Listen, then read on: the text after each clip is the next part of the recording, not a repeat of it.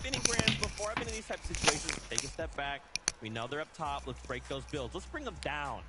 And unfortunately, Cooper and Miro did fall, but still a second place for them.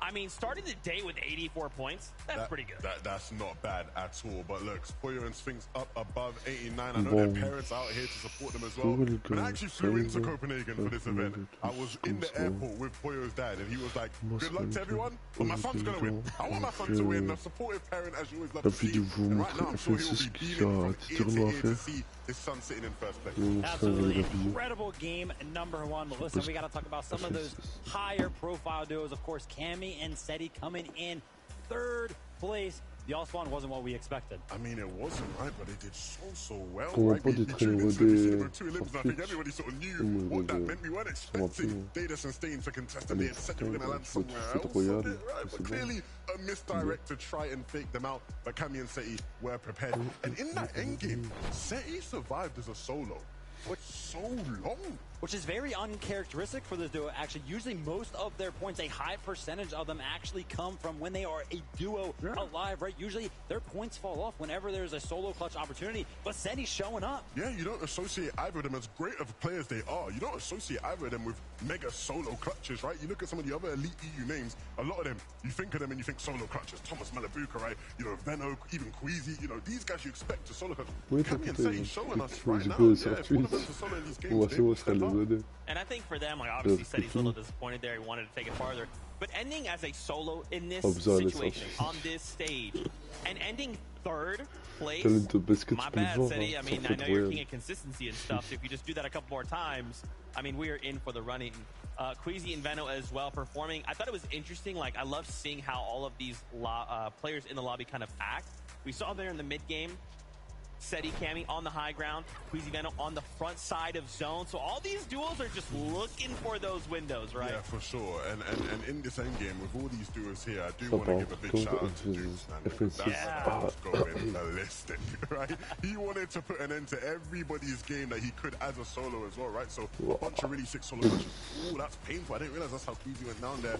The 4 damage again. Everybody so far in game 1. Il a pris une grosse tête au fusil à pompe. Oh là là. Battle that we wanted to see on the higher ground. Honestly, though, Christmas. Cammy and Seti picked up more points for that. But Zeke, I was really impressed with Cooper and Mira. I feel like some of those IGL late game calls were really good. Yeah, super crispy stuff. And I mean, when you think about their performance just this weekend alone, I mean, this is starting to look real good, right? I still think there is quite a bit of first game jitters, right? Even coming from upper and lower bracket, the stakes were maybe a little bit different. Right now, you're saying, okay, we have 6 games to show up. The stadium is packed. Every single elimination that happens on that feed, the crowd is going crazy. That seems to be playing a bit of a factor right now. And so I feel like the players that can kind of hold on will kind of make it farther. Yeah, I mean, listen, it's all about, you know, soaking it all in. You really got to use the crowd to your advantage, right? Kind of play off of that, but then in those key moments, you really got to be good at blocking them out as well. I mean, one person that got to hear the crowd more than anybody else throughout that game would have been Thomas HD and Malabuka, right? You know, they went down also after the first fight we saw, right? Up against Canada and Aegis, they went down not the way you want to start the competition, right? You want to get into the swing of things, especially with all the cheers Thomas and them were getting coming into things. Again, when you go back into that Osborne fight the next time round, how do you now come into it mentally? You don't want to have to sit there and watch the whole game all over again. Yeah, I wanted to highlight very quickly just a couple of these strategies, right? We've been talking about these secret pocket strats. Portisai, Snazy coming out with the let's go ahead and take the kinetic rock all the way across the map. Let's take this fight. Let's get Surge. Absolutely crazy. I do want to talk more about this, but I'm getting word. We are ready to get back into the action. We have game number 2 upon us. So casters, on over to you. Games, games, games. That's all we want this weekend is more games. And that first one, Monster, that was so exciting to really start off the day. It was perfect. EU versus NA, and the big names really showing up. We saw the rivalry for high ground, so already the early story starting to begin. But most importantly, 14 elims off the early game. Let's see it here for game number 2.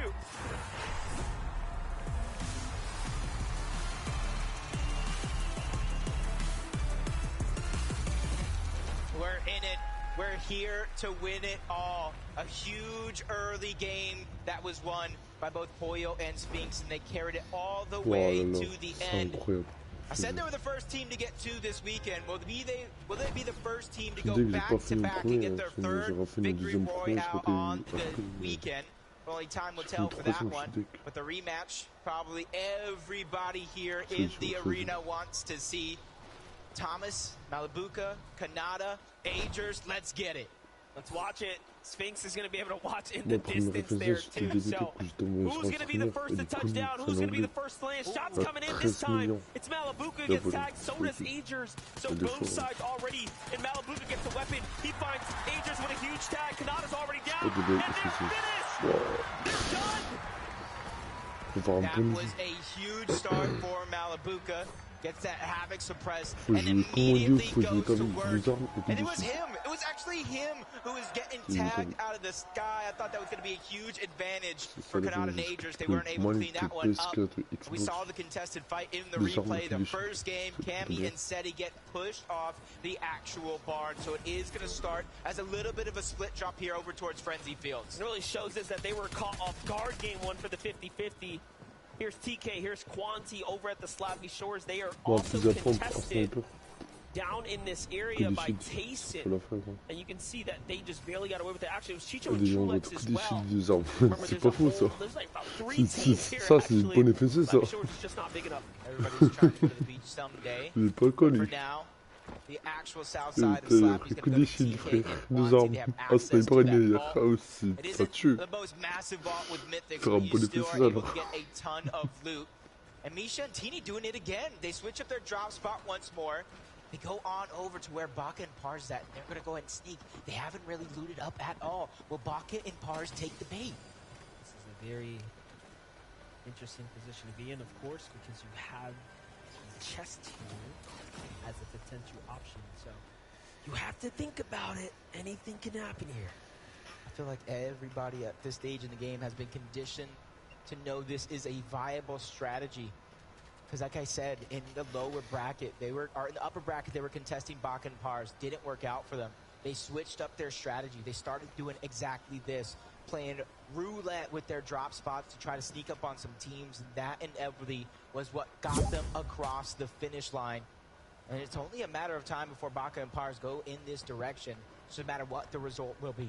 And this is what we talk about, teams hiding strategies, teams really sitting back and thinking about, okay, what haven't we tried yet in the upper bracket and lower bracket that we're sitting on, that we're waiting on, that we can then put into play to give us the advantage on Championship Sunday. They have some sorts of feeling. See them hopping over the covers. They know they're around here somewhere. They probably already seen them drop just a little bit. But the bait has been taken. Down goes one of them. Misha and Teeny strike yet again. Now Pars is stuck by himself. And immediately you see him creating distance between him and his counterparts. He doesn't want to be the next one on their hit list. And we don't want to be the ones to give away the edge. So to keep it low, to keep quiet there was a tough one, but take a look at that. Misha and Teeny, 2 games in a row. Surprise, surprise. They have made so much adjustment from the upper bracket to today. It really has shown so far in the last 2 games, but now Teeny has to still close this out with Misha. Yeah, they went from 2 builds to 53. Thanks to Baka and that elimination. Pars is trying to fight with his back up against the wall. Shots also coming in from the third party. Everything comes crashing down. But Pars is still able to put up a good defense for now. Matini's hot on his heels. First shot's gonna be landed. Pars goes down to the low ground, and the 2v1 has been secured. Misha and Teeny strike first. What a play. What an ambush set up there. Definitely highlight worthy. Meanwhile, we jump with Vico, Pink. Their drop spot split by Acorn and Cold. You can see that they have lost a fair amount of the advantage of the general area, but it hasn't affected them that much. They have still maintained a very, again, more or less successful setup. In the feed, I saw that Cold might have picked up Scented there, so already down south, some action going on right now. Acorn and Cold here looking very much solid as they're going against Polarized. Polarized by himself, getting pieced up, boxed up, now forced onto the back foot here. This is a favorite here. Cold does get punished, but he's got his teammate here to back him up. Yeah, trade in shots, bait and switch. Acorn is trying to alleviate some of that pressure, but Polarized keeps trying to break his way into the box, but he gets denied entry more than once. Now Acorn's simply going to try to hold the covers, peek through, try to figure out where Polarized is at. Give Cold time to heal up. Zip line. That one's going to be noticeable. Now Acorn has to make the decision. Do I just go straight up into him? Do I continue to play my game out? And I saw third-party shots coming in. He hits it. He goes right back up. Zipline once more. Polarize goes down, but it's not the team you thought. Cooper steals that one away. Man, that's the worst feeling right there. You put in all that work, all that damage, and 4 points slip away. Meanwhile, Poda, Sai, and Snazy, the M8 boys, are back at it again. Oh no, but they couldn't save Striker this time, so lost damage, but the strategy was still there. The idea still potent. They've been performing so well this weekend. 90% has to be them, 10% has to be the crowd on their side, fueling them. Anytime they feel like their gas tank is empty, you see a loud cheer from the crowd. And that's a little bit of a refresh in its own mind. But with one elimination, they get their surge plan started over towards Shattered Slabs. There's at least one team towards the north side. But we got a surprise. We got a little bit of a listen-in of an off-spawn battle. Wait, what are they? Take guns on left, take guns on left. Yeah, I got these guns. Bah, quand on a fait ça, c'est le TK s'est fait 2 fois. Premier, bon, pour la pioche. Good job. Big set of eliminations right there. You can hear the comms clear and concise.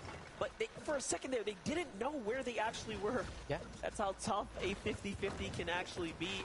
Slight, bus route deviation all of a sudden. You're coming in from different angles. Yeah. That's one thing is to have the best drop when everyone's going for the same weapon. Malibu is the one out, which of course cannot enage us elsewhere, but our game 1 victors, Pollo and Sphinx, who probably got a front row seat for that battle. You saw them flying to the sky when that contestation was happening. They looted up. I gotta say their loot is looking pretty impressive. 8 slap splashes, 3 big pots, and that's just on Pollo alone. They got a free rotation to where they want to go. You see some shots coming in, a little bit of a warning shot at that. Cammy and Seti contested over towards Frenzy. They won it in game 1. They choose to split it in this next game. And they're going all the way over towards the western side as somebody gets beamed from afar. That's just helping their surge plan all together. But they're just trying to rotate to where they think it's going to go, to where the least amount of teams will try to huddle up. Meanwhile, Noxie in a fight right now. Chris severely damaged in this battle here, but does manage to find stable ground here. This is going to be a tough one to close out if they allow Asa to bounce back. It does seem like he's got a chance to do so. He is by himself. We've seen so many teams and players make magic happen. Noxie and Chris, they seem kind of run away. They got a question themselves. Is it worth going ahead and pushing forward? You continue the game plan, which you set out up into this point. This zone for now has pulled over towards the western side with a little bit of a north lean, and that's why you see a lot of these teams hovering over towards Shattered Slabs or in this vicinity altogether. And you can see this is actually pretty unique. You see Kid's Boombo in his inventory. That's something I don't see very many people pick up, but if you have the accuracy, you can do a ton of damage on players nearby. Definitely one of those things. The option has always been there, but yeah, you don't see it come into play. A lot of variety starting to turn online. We'll see what he's capable of with that. Eon Zone Rise, pretty strong game 1. Had some late game appearances there. Another western pull here. This time we're going a little bit more north. Up towards the Eclipse State. We'll see how this influences the majority of the lobby, but North teams are pretty happy right now. And this is why you saw early in the game, Cammy and Seti rotating in that direction. They had a feeling it was going to go on that side as Yamzo and Rise just sitting on top of their normal spots of the castle and the gas station, trying to pad up on Surge. And there's going to be a lot of opportunities from teams trying to rotate from the eastern portion of the map as the zone continues to pull on over towards the west. Cooper. They got that early game surge, but it isn't going to be much because they did take away that elimination from Acorn and Cold, who did the brunt of that damage. So for now, it's just about farming up. Miro's the one that's in charge of trying to get those tags on top of that building. So impressive. We jump in with Vanyak and Karmi here. Lucy and Seno listening nearby, holding those edits, trying to see if there's a chance to pounce in. Crash pads, but all in all, this is a pretty tough spot to be in. It's going to be difficult to turn this situation around. It seems like there's been a drawn-out battle, and Lucy and Seno have been on the losing side. see that already 7 teams down and out. Ah, c'est comme des rats, pas de choix. In that last game, up to this point, it's definitely very, very close. You see the augments all out, fast fisher, glider redeploy, key master if they're able to come around to it, and then that first shotgun. It's going to be huge for a lot of these teams that are able to use that fast fisher, because we're going over to some of the water spots on our way over, which instantly fishes. Whether you get a flopper to kind of stagger yourself in the zone, or a slurp fish, or any of the shield fishes to go ahead. You see Booga has one as well. That's instant shields. It's 10 less than a big pot, but it's faster than a big pot altogether. Definitely important to have those quick heals. Threats on the move right now. They're not happy with being on the outskirts of the zone here. They want to get a little bit more center before other teams start moving in and decide to do so. In the meanwhile, though, they also have to bounce back with some material here. There's a metal reservoir down low. But it's Pollo and Sphinx potential to nab one out. Meanwhile, Mr. Savage looking to find his footing here. Last game was a tough one. He gets the siphon for Vidil and keeps him in the game. That's Trulex. And now Chicho is hurt. In he goes. Still on the hunt. Nicely done. And Savage and Vidil clap back for the first time today. They have some wind in their sails. Il a grillé 3 mecs. This is big because we've already seen at least one of the teams in our top 5 go down as I drop and Mappy. As long as a couple more of those teams at the top of the leaderboard go down, that opens the game up wide open for any of these teams to overtake that spot, since it is very, very early on. Mr. Savage and Vidil showing what they can do out of naughty nets, which a lot of people don't necessarily like that spot, but that just goes to show how good they actually are. Not only are they on the low ground, they have to cross a river. There's a couple of teams they have to get through, so they're doing everything right up until this point. Already we've seen our first team inside the top 10 fall, which was Janice and Reason there. Je vois 2 équipes ensemble. Wow, j'aurais mis un game sera comme ça. Wow, je vois tout le monde ensemble. Saw Booga's HP there as we're flying by, very hurt as they were coming just past Pollo and Sphinx, but Rift Island spawns in beneath Stain and Data. It's a team that absolutely needs to make a comeback. What a better way to find points other than to take the Rift Island for yourself. Will they go for it? I already see that they captured a weapon cache with the slurp juice in his inventory, throwing a bush directly on top to cloud their space. That way they can fire freely. Not very many players able to kind of tag them back. And you can see the teamwork. Stain's there to try to break the build. They're timing it right, so that way a sniper shot can try to sneak his way through. This is going to be big as Batman, Booga, and Rapid are actually going to be the first team on top of Rift Island.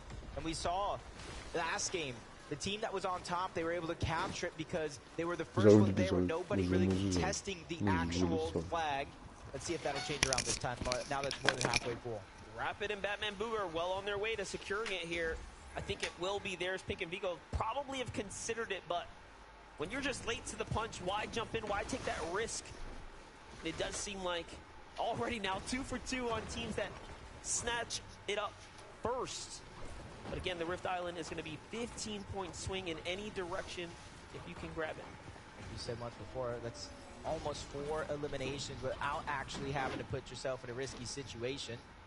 And what these other teams are doing, even though they're not trying to contest it, one, probably going for scraps as soon as Batman, Booga, and Rapid leave that location. But most importantly, with that added elevation, they're looking for Storm Surge. They can see the entirety of the lobby, and those teams that have to rotate from the south, from the east, that is who they're looking at most of all to try to get the Storm Surge that they need. You can see they have 224. They're even looking at some of the other teams that are on top of Rift Island as well. This should very much put Rapid and Batman Booga in the conversation, though. Yeah. Rapid, although by himself, he did make some placement last game. Here we jump in with Edgy and Duke so far. 600 above the surge. They're going to be well and fine here. They're positioned very nicely already at the Eclipse Estate, which is near dead center. Do they have the storm line? Do they know where the storm's going? Because this is some prime positioning right here. Yeah, we got these forecast towers all around the map. It allows you to read where the zone is going, but Duke had 46 solo impact points in match 1. He was just gobbling up those placement points, and you saw him in those type spots getting eliminations as well, especially when he needed it most for both the Siphon and the mats. Malibuca and Thomas well above the damage threshold. Even though they're falling, they have more than enough surge to where they don't have to worry about it.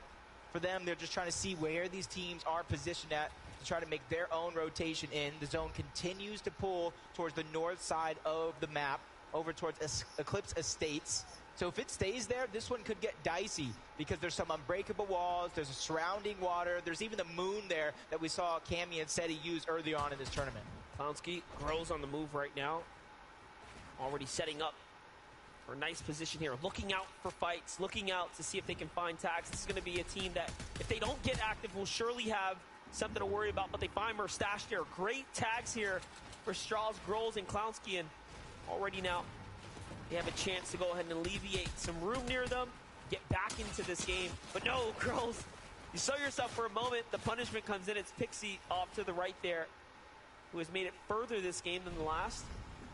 Meanwhile, Yamzo and Rise potentially taking a fight, but no, they are out. Booga has not been able to secure the health that he lost from getting this far. Oof. Wow. Down goes Booga. Shows exactly what you're talking about. Without that heals, he's not able to get the HP up, what makes him an easy target through the sky. Now he's a focus that they know the knock's there. This is 4 points that the team is going after. And then if they're daring enough to move over, that's loot as well. And you can see Booga handing over some of his resources while he's down, just trying to pad Threads' material count, making sure that he's able to save him. But look who's knocking on that front door. Trick or treat. In comes Acorn and Cold, and no tricks up their sleeves. All treats as they get those eliminations. Yeah, they knew they had the knock. They had to finish it right there. They were in the perfect position, and with the zone going south, hey, we got to go this way anyways. It was well timed and executed on their part, and it puts them at 2 eliminations now, very comfortably in the game, and the full refresh to really set yourself up for success. It doesn't get much better than that. Meanwhile, Snazy, Podesai on the move right now. The M8 boys playing deep outside the storm circle here. There had to be something worthwhile, but it looks like it was just a late rotate, a fight in the zone, gone bad. Yeah, probably that early game strategy. If they're not able to get that surge off of those players that they can get the knocks, that puts them behind on not only timing, but on materials and resource gathering as well. The time is running out. Podesai needs to be able to get in, but he goes down. Snazy found a little crevice that he can hold on to, and even though he is full of shields, he only has 15 HP. If the lobby begins to target him in this direction, where some of them are going to begin to rotate into, that's going to be a very dangerous situation for him to be in. What's crazy is Mshari had no shield, so talk about a opportunity revealed to him, and he finds shield just off the elimination. Look, he also did not have any heals. It's just a perfect star aligning moment for Mshari and Rue here.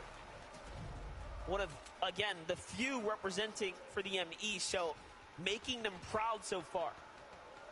Still at the top of the leaderboard, still alive. Pollo Sphinx, Miro Cooper. Rue and Mshari trying to join him on top, 106 and counting, above the damage threshold. But on the other side of things, Vasquez by himself, 140 below. Daring enough to go for that Rift Island very, very early on in Game 1. That's helped their position on the leaderboard. And being able to survive here a bit longer will be huge. We saw Duke in his solo points in Game 1. Vasquez looking to mimic that here in Game 2. But he really does need at least 7 players to go down before he gets a single placement point. Yeah, and this is definitely going to make him uncomfortable here, as he is really dependent on the heals here, and he's got a long rotate to make no one's move just yet. It's just tough all around. Meanwhile, he gets punished by Tayson and Mustache there. So if it wasn't already pretty difficult, now he's surely on the back foot here. He's going to have to use everything he's got. Meanwhile, players around him looking in his direction, they can tell that some damage is happening here. They can hear the sounds. They're wondering, where is this player? Can we find elimination? It's a big opportunity if somebody wants to go ahead and take that risk. And he needs a handful of players still needed to go down before that Storm Surge does go off. And without any more heals, he's going to have to go for it eventually. The deal is out. Savage still alive. He's one of those players that makes the sneaky plays, trying to make sure that nobody spots him out. More than enough materials, but he has to figure out where he's going to get these heals from. 8 HP, 50 shields, 58 combined. His material count is looking pretty healthy though, but slowly but surely falling down the Storm Surge ladder, having to figure out where he's going to get it from. He turns around and goes down to Reed. Yeah, he was wondering, he saw something there, but unfortunately it wasn't anything, and he couldn't get the tags he needed. Reed's going to go in and jump himself up 4 points there just because of that, and now placement points just moments away here. 27 duos remaining in the lobby. This is it. Match 2 of the grand finals is now starting to approach its end. Things are going to have to turn up now. Pollo, Sphinx down on the low ground. If they make another big splash inside the top 5, they will surely start to take away up towards the top. Gripey Flicks here, not trying to make it easy though. They find Sphinx, a great knock there. Pollo is now by himself. Tags coming too. He's big time punished and finished there. Spoken too soon. Down they go, and now to the bottom they fall. That is huge. Cooper and Mira already taking first place throughout that game. And honestly, without Queasy and Vino in the lobby any longer, we set our eyes onto Cammy and Seti. They made that daring play in game 1 to go for height. They defended it successfully until Duke had crash landed, taking them all down, and Cammy with them. They're trying to make up for it here yet again today. They're trying to move their way towards the front side of zone. See the briefcase turn as well over on the other side. Information is important. It's not about the damage itself. And you can see he knows somebody's on the other side of that cover. Just trying to see if there's an opportunity for him to strike. 39 above the damage threshold. He's comfortable for now, but he knows that time where he's gonna need to fire a shot is gonna come soon. And it makes you wonder what went wrong this game for Cammy and Seti. Low on the surge damage, low on the heal options, not many material, right? This is a very tough game, and it's not like the zone went very far from where they land. It's just a little north and to the west here, so something must have went terribly wrong in that outskirt rotate. The resistance there a little too strong. Meanwhile, on hike, it's Striker and his duo. Asha from Team Monaco here. Asha's looking pretty solid right now. I do like the position that they are in as they're trying to play for height here. Yeah, and who's daring enough to go ahead and contest them? A lot of our heavy hitters are either weak or out of the lobby, so it could be free taking for them. Unfortunately enough, there isn't a twin mag. We just had that suppressed Havoc AR. It could deal some fast damage, but it's not as fast as some would think. 148 above the damage threshold, and they have a far rotation to go, just like Thomas and Malabuka.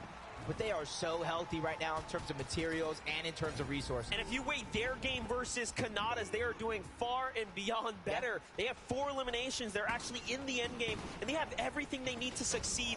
That is what you want after you survive a drop. But let's look at Peterbot. Peterbot forced to play by himself. He's known for what he can do as a solo. He's one of the most capable players on NA, especially when it comes down to fighting. He needs to finish this here. He's already got the knock onto MK Papa, but no, he says, I have to play for myself here. Goes around the outskirts, reading this perfectly, but he is running low on material. There's another elimination. It falls through, so the points will be his. And he's on the hunt. He's like, where is that solo? Yeah, he's just trying to figure out where he's going to get even more siphon. But it's not so much for the heals as it is the material, because he's running dry. Cammy, Seti, they don't got the high ground yet, but they're going around the outskirts, trying to bypass a lot of the teams, recycle some of those builds. And if you look at them, they're going towards the front side of the zone. With Thomas down, that leaves the pressure of Malabuka, of the entire duo, on his shoulders. But he's another one of those mechanically skilled players that sometimes when you lose your duo, that gives you freedom to go ahead and move around, make moves you wouldn't normally make if your duo was still alive. Regarded as one of EU's greatest. On high ground, though, it's Axe Force. On low ground, it's Malabuka. It's Peterbot on the mid. Peterbot still up, looking for the fight, jumped into a box. He's playing spoiler. Was that Cammy there he takes out? Potentially in the exchange, in the full finish too. Peterbot has shut down Cammy's dream and hopes of making it far, but Seti is still up. Once again to left to Clutch. Malabuka turns things around here, goes for height, even though he's by himself. What is happening right now? We saw Axe Force by himself on height. Malabuka's taking a page out of that playbook, but he instantly drops down low into the mud, trying to go ahead and survive as a solo, and he gets to the front side of zone yet again. Now this is his chance to look back, but a whole different page. Also a solo, but less heals, less materials to work with. Peterbot is continuously on the hunt and finds a monster of a shot onto Acorn, even though he's not going to get the spoils of all that he's done. At least there's another heavy hitter out. But Cole wasn't happy with that. He tries to hunt him down. Peterbot is on a slither of HP. Barely anything. The Siphon finally comes through, and now he's in a well-fighting position. Meanwhile, Malibuca still doing it. This is the game of solos right now, and there is just a single duo in here, potentially. It is Cooper and of course Miro there on the front, but Malibuca's got work cut out for him. 3 solos left in the game. One of them is going to be Malibuca, continuously dropping down low. He's letting all those players above him fight it out for him to try to survive, but Cooper and Miro are ready to end that run. They get into the box, and they send Malibuca back down to the lobby. Cheating and Pixie have the high ground. It's a 2v2v2 now. Things will start to settle, but our solos have gone incredibly far. Miro, Cooper, try to do it again here, looking to make the redemption run. They got a hurt team in front of them. Off to the side they go. These are points that need to be earned. Cooper is earning his strike, but Miro is here to back him up. He holds it down. The Siphon comes in now.